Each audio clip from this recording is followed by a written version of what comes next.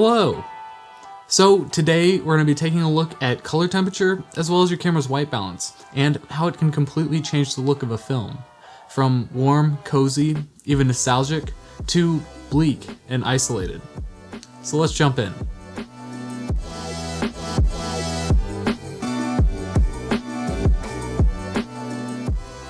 Color temperature as a concept is really one of those things that beginning cinematographers and photographers kind of look at, and once they kind of understand the basics, they kind of leave it alone for a while. But the thing is, there's so much more than just simply knowing how to properly set your camera's white balance. I'm going to be kind of going over things in basic terms, but before we do, I'll kind of go over the two looks that we created. So the whole goal of these looks was really to show how much a change in color temperature can really affect an image. Now, of course, I still wanted to make things interesting, so I changed some more stuff up. However, that's mainly what we were focusing on here. So in the first shot, you'll notice that there are a lot of warm tones. We're going for a more nostalgic feeling. Perhaps you're over at a friend's house having a conversation late at night. Whereas the second shot is supposed to feel a lot more bleak, a little more sterile, and almost have an ominous vibe to it. Now, as already mentioned, we did kind of change up the second shot beyond just changing the color temperature. We wanted to kind of create something a little more interesting, a little more dramatic. So, there were some changes here and there. Now, let's jump into the explanation. But before we do, if you have time and enjoy the video, a like is very much appreciated. Also, if you want to see more content like this, a subscription is very much appreciated as well. Actually, I just made it to 1,000 subs, which is a huge deal. I wasn't ever sure I was going to get here, so thank you guys so much. But if you don't want to help me out on the journey, that's okay too. Just remember, that dislike button works extra well if you hit it twice. Okay, now to get everybody on equal footing, let's get the technical out of the way. So we'll be briefly going over color temperature as well as white balance. So color temperature is actually just a way of describing the appearance of light. What many of you might know it as is a light looking warmer or cooler.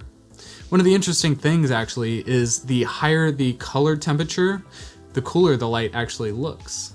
So for example, something like blue hour, the time right after the sun sets where everything kind of looks blue but is still lit up, that would be an example of a 9,000 to a 12,000 Kelvin color temperature. Now to kind of add to that reference point, something very warm like a candle would actually be around 1900 Kelvin, so a much lower number. And then to give you kind of a reference point in the middle, daylight, which is kind of the midday sun, is around 5600 Kelvin. Now on the camera side of things, there is something called white balance, which basically changes what your camera perceives as white. So this is actually why the image coming out of a camera sometimes will look too cool or too warm. Now the whole idea of white balance is to really set it based on your lighting environment. So for example, now I'm using a daylight balanced light off to my right, and basically you would set the camera itself to 5600 Kelvin, which is daylight. Now the interesting thing here is you can actually use this white balance to your advantage. So for example, if your lighting environment, say, is 5600 Kelvin, but you want your image to look a little more warm, you could actually end up setting your white balance to 6000 Kelvin. So now the camera actually perceives 6000 Kelvin as true white, so your 5600 Kelvin light will actually look more warm. So that's about as deep as I'm going to go right now on the concept of color temperature. However, if you have any questions, leave them down below, because I know it can be a little bit of a confusing topic, so I'm more than happy to help out. But for now, let's jump into the practical. So time for the cinematography breakdown, where we break down the looks as well as how we achieved them. First, let's go over the warm nostalgic shot. So this actually was a super simple setup that only used one incandescent bulb. Basically, we put one lamp, the practical, off to camera right and slightly behind the subject to provide a nice rim light. All in, if you were to kind of whip this shot up from scratch, it would probably cost you around $10.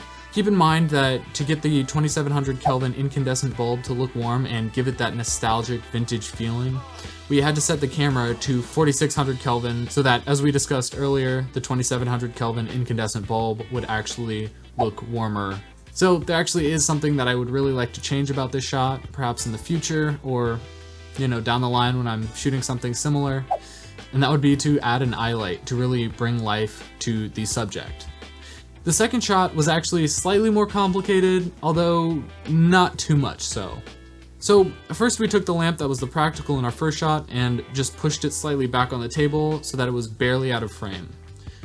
We really still wanted to get that subtle flare from it while also keeping the rim characteristics from the first shot. As with the first setup, the lamp used was the same tungsten bulb that is around 2700 Kelvin. However, this time the camera was set to a more neutral 3000 Kelvin to make the light appear cooler relative to the first shot. Next, we added a Fresnel, which in this case was a 200D with the Aputure 2X Fresnel modifier on the front, off to camera right, and we put a full CTO gel along with a sodium vapor gel over. Now we added a full CTO gel to the fixture to get the baseline to be the same as the incandescent bulb, because the whole idea was to set the camera's white balance to around 3000 Kelvin so that the incandescent bulb came out a little more white looking.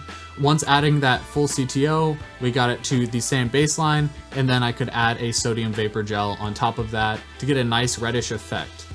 Keep in mind that sodium vapor gels are generally to mimic the sodium vapor lamps that were used in streetlights. However, I'm actually a really big fan of the color it produces, and in this shot I felt it kind of gave a nice ominous look.